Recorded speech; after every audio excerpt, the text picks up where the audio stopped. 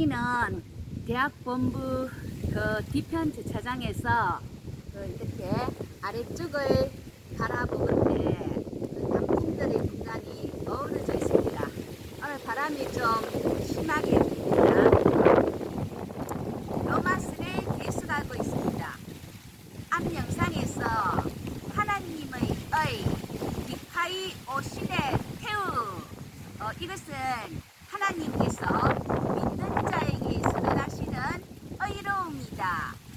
복음에는 하나님의 의가 나타나나니, 즉 복음에는 하나님께서 믿는 자에게 의롭다고 선언하시기에 이 복음은 모든 믿는 자에게 구원을 주시는 하나님의 능력이 됩니다. 이어서 칭의입니다. 로마스 5장 12절.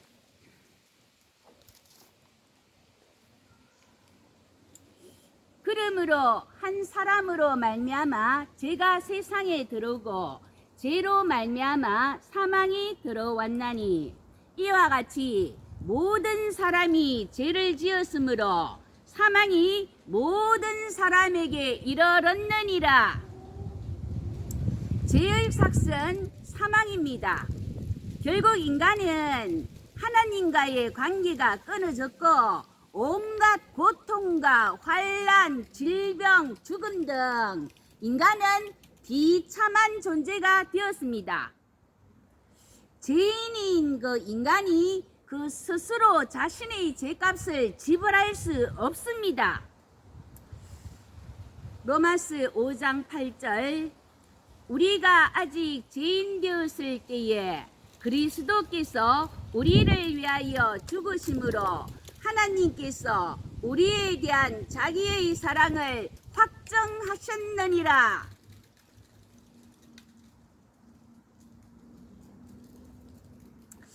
그 예수님께서 친히 죄를 덮는 제물 히라스테리온이 되셨기에 이를 믿는 자들에게 너 죄 없어, 하나님의 아들 예수님이 다 지불했어, 그래서 죄 없다고 칭함받는 이것이 칭의입니다.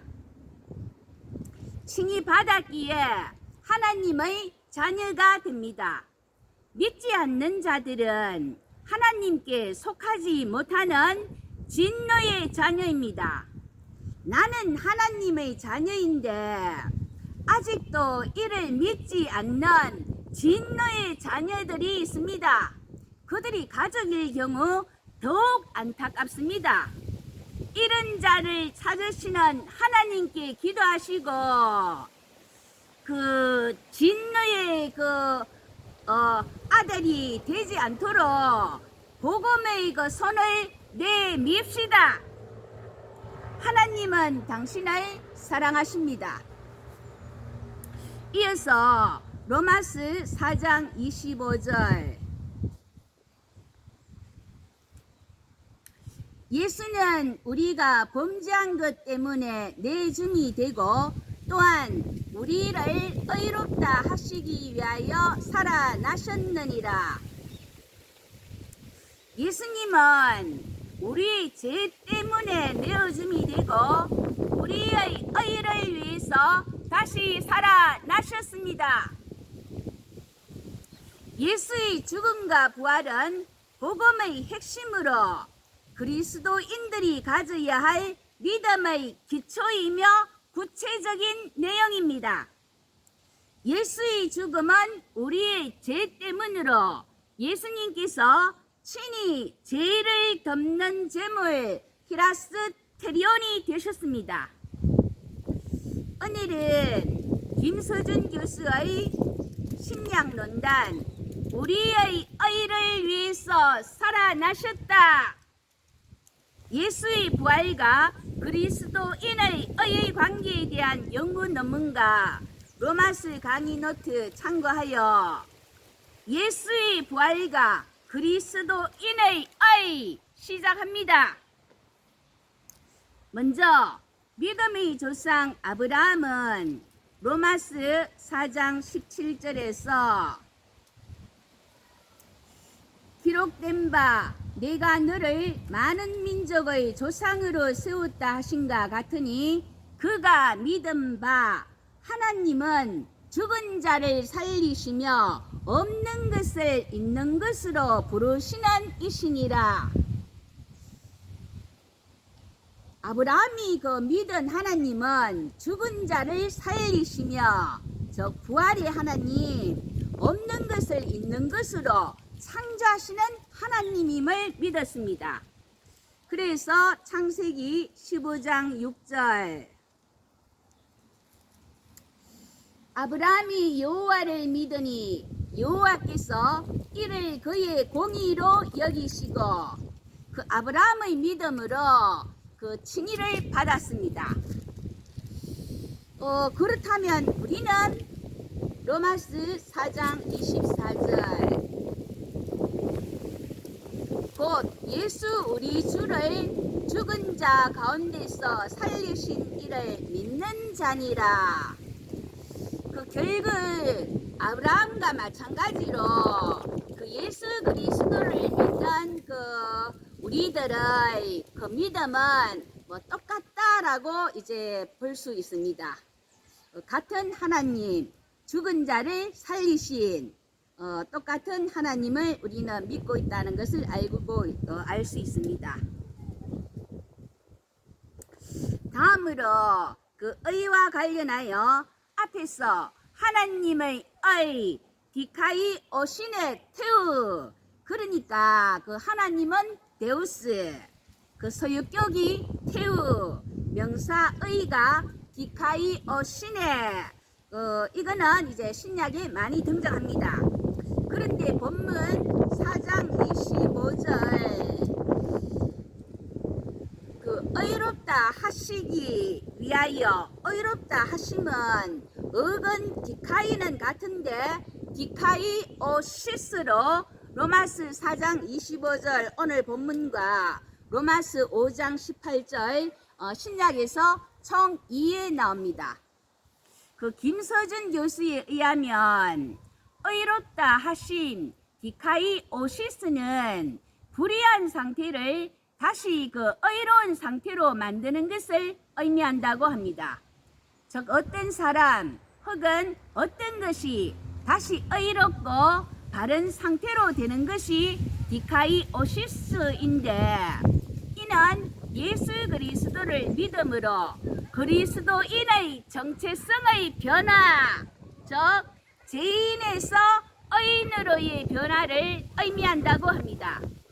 그렇다면 어떤 의미에서 예수의 부활이 그리스도인의 의 혹은 의롭게 되는가? 그 이어지는 그 로마스 그 6장 8장과 고린도후서 5장에서 찾아보도록 하겠습니다. 첫째, 그리스도와 함께 죽고 함께 삽니다. 그리스도의 죽음은 죄에 대한 죽음이고 그의 부활은 하나님을 향한 살아남입니다. 그리스도가 이미 십자가 죽음과 부활로 그 경험한 모든 것들은 이제 성도들의 삶 속에서 이루어져야 합니다. 그리스도인들은 죄에 대해서는 죽은 자, 하나님을 향해서 살아가는 자가 되어야 합니다. 로마서 6장 11절 이와 같이 너희도 너희 자신을 죄에 대하여는 죽은 자요 그리스도 예수 안에서 하나님께 대하여는 살아있는 자로 여길지어다. 하나님께 대하여 산다는 것이 무엇을 의미하는가? 그 6장 12절 13절에서 설명되는데, 그것은 몸의 지체를 의의 도구로 하나님께 드리는 삶입니다. 그 6장 4절에 그 직역해보면 세례를 받음으로 그리스도 예수 안으로 들어간 우리가 그 세례를 받음으로 그분의 죽으심 그 안으로 들어간 것을 알지 못하느냐? 그 세례란 그리스도인이 그 믿음으로 그리스도의 죽으심과 부활에 동참하는 것을 의미합니다. 따라서 세례를 받음으로 그리스도와 함께 죽었고, 그리고 6장에서 우리의 그 옛사람의 죽음, 죄의 몸의 죽음은 예수와 함께 십자가에 못 박혔기에 이제 죄인에서 의인으로 새로운 정체성의 변화, 바로 디카이 오시스 되었습니다. 로마서 6장 7절에는 이는 죽은 자가 죄에서 벗어나 의롭다 하심을 얻었습니다.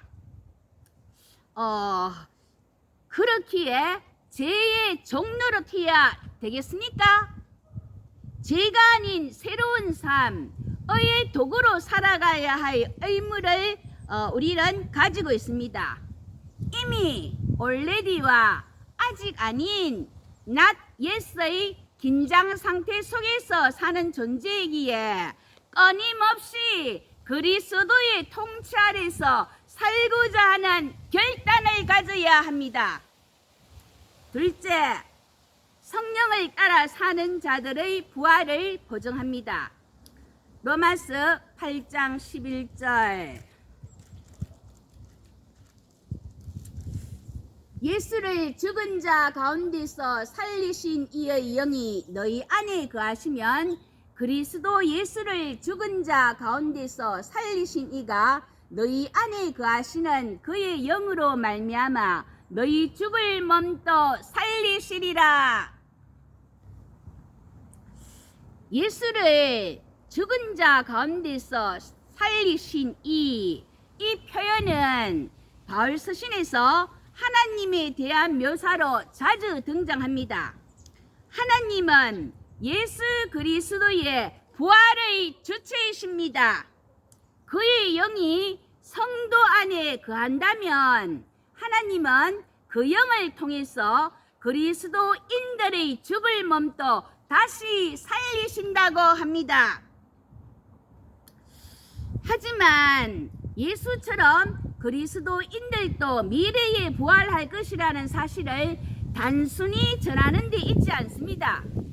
로마서 8장 13절에 따르면 육신대로 살면 반드시 죽고 영으로서 몸의 행실을 죽이면 산다. 여기서 육에 속한 사람은 죄와 사망이 통치하는 옛 시대를 사는 사람으로 육신의 생각, 즉 이기적인 소욕에 집착하며 하나님의 법에 복종할 수도 없으며 하나님을 기쁘게 할 수도 없기 때문에 궁극적으로 사망의 심판 아래 놓입니다. 하지만 성령에 속한 사람은 은혜와 의의 통치하에 성령의 생각, 즉 생명과 화평을 생각하며 하나님의 법을 따르며 하나님께 복종할 수 있는 능력이 있으며 하나님을 기쁘시게 하는 삶을 살아가는 사람입니다. 중립은 없다. 모호함에 서성이지 말라. 성령이 거하는 사람에게는 생명이 있습니다. 그의 육체가 언젠가 그 죽음에 처한다고 해도 그는 하나님의 영으로 다시 살아나게 됩니다. 그리할 때 그리스도의 부활에 참여하는 영광을 누리게 됩니다. 여기서 명심해야 할 점은 그리스도인의 그 존재의 변화, 삶의 정체성이 디카이 오시네로 표현되며 이것이 미래의 생명, 부활과 연결된다는 것입니다. 셋째, 하나님의 의가 되게 하십니다. 고린도후서 5장 21절. 하나님이 죄를 알지도 못하신 이를 우리를 대신하여 죄로 삼으신 것은 우리로 하여금 그 안에서 하나님의 아이 디카이 오신의 태우가 되게 하려 함이니라. 그리스도가 죄인의 위치에서 그 형벌을 받으심으로 우리 믿는 사람들이 의롭게 되는 일이 일어나게 된 것입니다. 고린도후서 5장 17절 그런즉 누구든지 그리스도 안에 있으면 새로운 피조물이라 이전 것은 지나갔으니 보라 새 것이 되었도다. 새로운 피조물이다. 자신을 위하여 살지 않고 다시 살아나신 그리스도를 위하여 살라, 화목하라. 특별히 마지막에 등장하는 하나님의 아이 디카이 오신의 태우, 하나님께서 믿는 자에게 의롭다고 선언하심 잊지 말아야 하겠습니다. 지금까지 예수의 죽음뿐만 아니라 부활도 그리스도인의 정체성의 변화, 의롭게 됨과 밀접한 연관을 갖는다는 것을 살펴보았습니다. 그리스도인의 구원을 이야기하면서 예수의 죽음만 논한다면 그것은 충분치 않습니다. 바울의 선포에서 죄인의 구원을 가능케 하는 믿음의 내용은 죽음과 부활 모두입니다. 이 두 가지는 그리스도인의 구원을 설명할 때 분리될 수 없는 사실입니다. 복음에서 예수의 죽음과 부활에 대한 신앙은 서로 떨어질 수 없습니다. 그리스도는 우리의 죄 때문에 내어줌이 되고 우리의 의를 위해서 다시 살아나셨습니다. 이런 신앙 고백을 하면서 새로운 피조물로 하나님이 기뻐하시는 삶을 살아가는, 그리하여 그리스도의 부활에 참여하는 영광을 누리게 되는 저와 여러분 되시기를 예수님의 이름으로 기도합니다. 아멘.